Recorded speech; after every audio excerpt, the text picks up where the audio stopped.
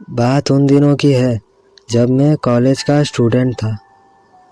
अपने कॉलेज की ओर से हम सभी कैंप के लिए एक जंगल में गए थे। हल्की ठंड थी, इसीलिए रात में हम सब ने पूरी रात कैंप फायर के साथ डांस करने, गाने आदि का प्रोग्राम तय किया। मुझे और सभी साथियों को कैंप फायर के लिए लकड़ियाँ इकट्ठी करनी थी, इसीलिए मैं निकला तो सबके साथ ही था, लेकिन जंगल के प्राकृतिक सौंदर्य में भटकता हुआ अकेले बहुत दूर कहीं निकल गया। अचानक आसमान बादलों से भर गया और गरज के साथ बारिश होने लगी। बादलों के लगातार गरजने से मैं पेड़ के नीचे खड़ा रहना मुनासिब ना समझ आसपास किसी घर की तलाश में एक दिशा में भागने लगा। मुझे कुछ ही दूरी पर एक लाल ईंटों से बनी शानदार बिल्डिंग नजर आई। बिल्डिंग रोशनी से पूरी नहाई हुई थी और उसमें ढेर सारे लोग हैं, ऐसा दूर से ही लग रहा था। मैं तेजी से भागते हुए उस बिल्डिंग में जा घुसा और सामने से आती हुई एक नर्स से टकराते टकराते बचा। नर्स ने मुझे घूर कर देखते हुए कहा, तुम तो पूरी तरह भीग गए हो, जाओ उस दिशा में तुम्हें कपड़े मिल जाएंगे, बदल लो। और मेरा नाम जूलिया है। फिर मैंने नर्स की बातों में सर हिलाकर उसी बताई दिशा में जाने को मुड़ गया। अभी कुछ एक 10 कदम ही चला होगा कि मेरे कंधे पर किसी ने हाथ रखा। मैं चौंक कर पीछे मुड़ा और अपने सामने आर्मी की वर्दी में एक युवक को खड़ा मुस्कुराता पाया। मेरे चेहरे पर आश्चर्य का बादल अपना घर बना चुका था, जिसे देखते ही उस युवक को हंसी आ गई। उसने धीमे किंतु दृढ़ स्वर में कहा, मैं कैप्टन विनोद हूँ और यह हमारे आर्मी का हॉस्पिटल है।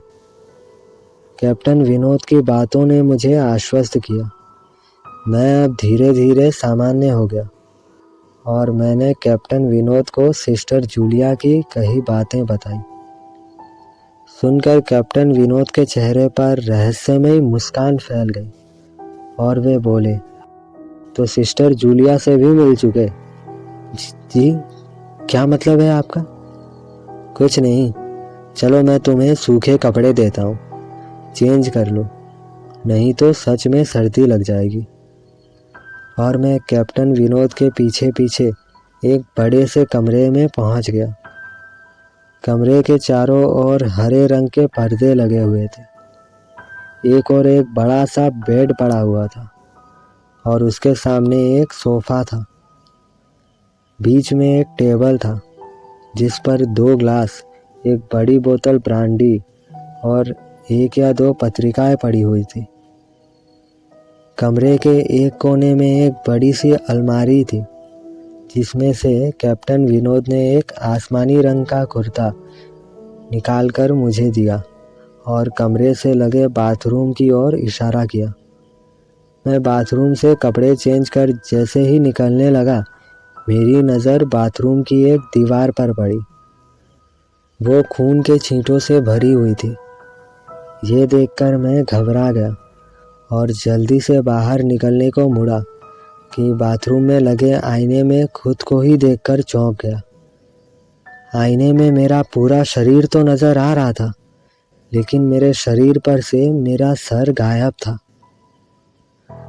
अब मुझे बहुत डर लगने लगा था और मैं हड़बड़ाकर बाथरूम से निकल गया। मुझे इस तरह बाहर निकलते देख कैप्टन विनोद ने हंसकर पूछा, क्या हुआ?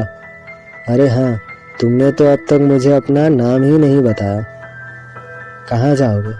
बाहर बहुत तेज बारिश हो रही है। लेकिन तुम जाना क्यों चाहने लगे अचानक, ये मैं समझ नहीं पा रहा हूँ। कैप्टन विनोद, आपकी बाथरूम की एक दीवार पूरी खून के छींटों से भरी हुई है और आपके बाथरूम में लगा आईना भी कुछ अजीब सा है। उसमें मुझे मेरा पूरा शरीर तो दिखाई दिया, लेकिन मेरा सर ही गायब था।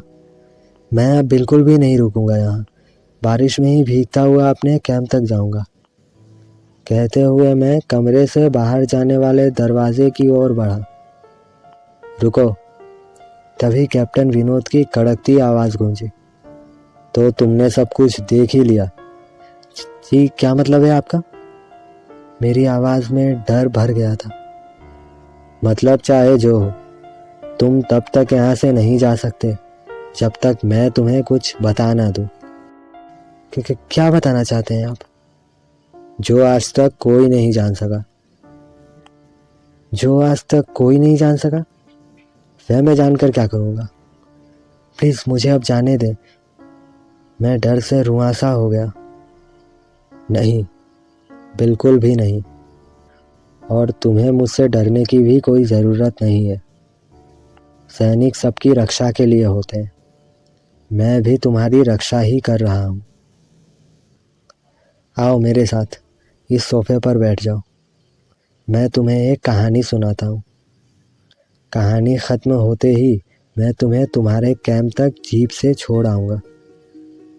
वैसे भी तुम अपने साथियों से काफ़ी आगे निकल आए हो। वहाँ तक तुम अब चलते हुए शायद पहुँच ना पाओ। कैप्टन विनोद के स्वर में जाने कैसी आश्वस्ति थी। मैं जाकर उनके बगल में बैठ गया। कैप्टन विनोद ने कहना शुरू किया।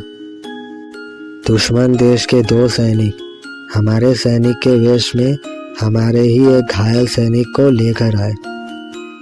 वह घायल था और हमारे देश की सेना ने उसे बहुत ढूंढा, लेकिन नहीं मिला था। शायद साजिश के तहत उसे घायल होते ही घुसपैठियों ने कहीं छुपा दिया था।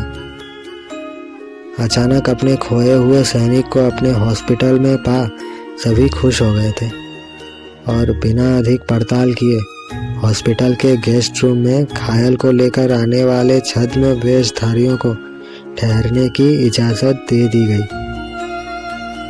अभी उस सैनिक का इलाज चल ही रहा था कि जोरों का ब्लास्ट हुआ और पूरा हॉस्पिटल एक पल में खंडहर में तब्दील हो गया।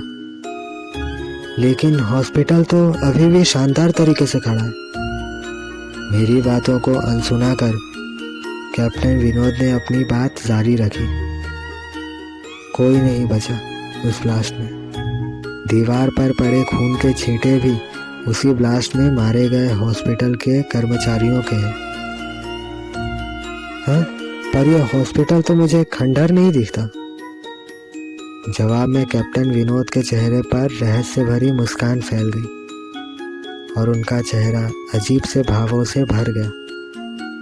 मैं उनके चेहरे को देखकर अंदर से दहल गया।